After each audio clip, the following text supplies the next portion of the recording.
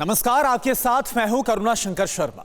भारत ने पाकिस्तान की सुरंग वाली साजिश को ध्वस्त कर दिया। घुसपैठ की ताक में लगे आतंकवादियों को बिल में घुसने पर मजबूर कर दिया। जहां दिखे आतंकी वहीं पर ढेर कर दिया। लेकिन पाकिस्तान की बौखलाहट कम नहीं हुई है। पाकिस्तान ने अपने टट्टुओं को ब्लास्ट के लिए बारूद और असलहे दिए। जम्मू कश्मीर का बस अड्डा, रघुनाथ मंदिर, बाजार, रेलवे स्टेशन, एक एक करके 4 टारगेट्स आतंकवादियों को दिए गए।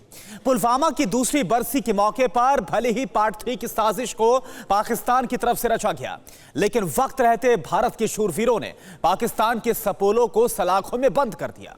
यानी आतंकवादियों का पुलवामा पार्ट 3 डिकोड हुआ।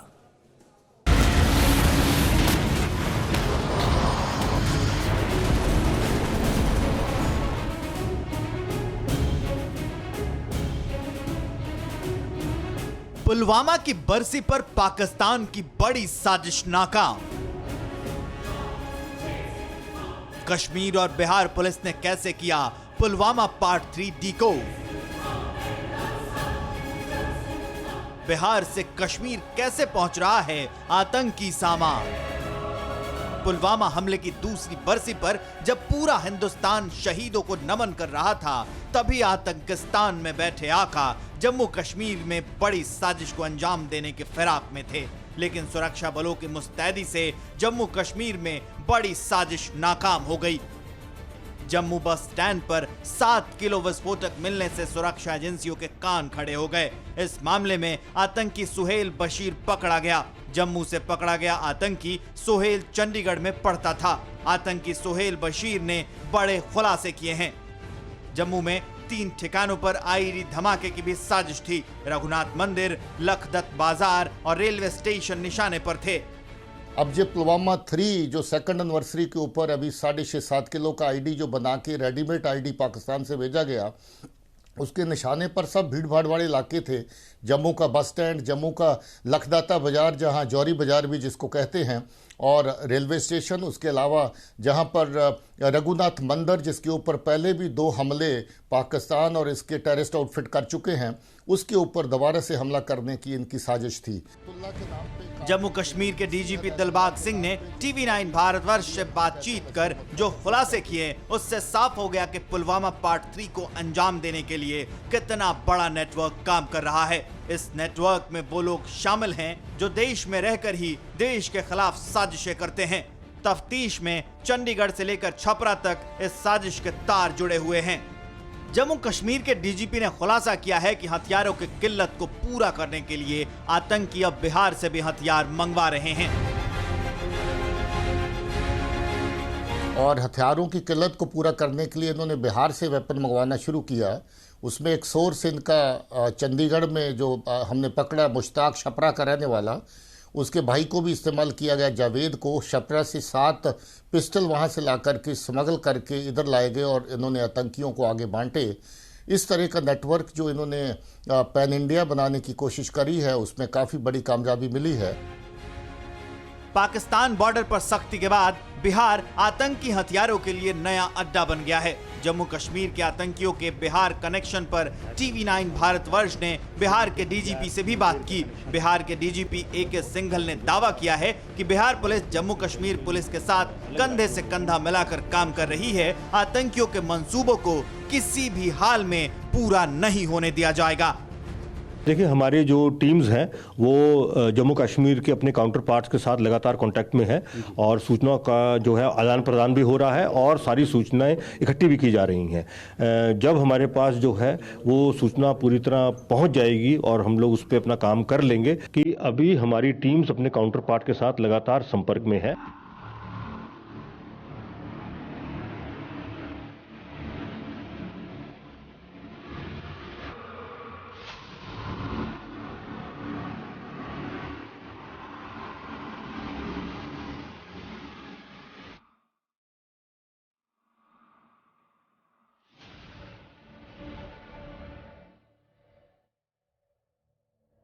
आतंकी बिहार से कश्मीर कैसे हथियार पहुंचा रहे हैं, इसका पर्दाफाश तब हुआ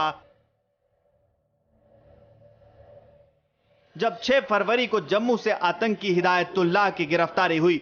पूछताछ में हिदायतुल्लाह ने धमाके की साजिश का खुलासा किया। हिदायतुल्लाह से पूछताछ के बाद सुरक्षा बलों ने चौकसी बढ़ाई। इसके बाद 14 फरवरी को जम्मू बस स्टैंड से आतंकी सोहेल की गिरफ्तारी हुई। सोहेल के पास से 7 किलो का आईईडी बरामद किया गया। सोहेल से पूछताछ के बाद 2 और आतंकी गिरफ्तार किए गए हैं।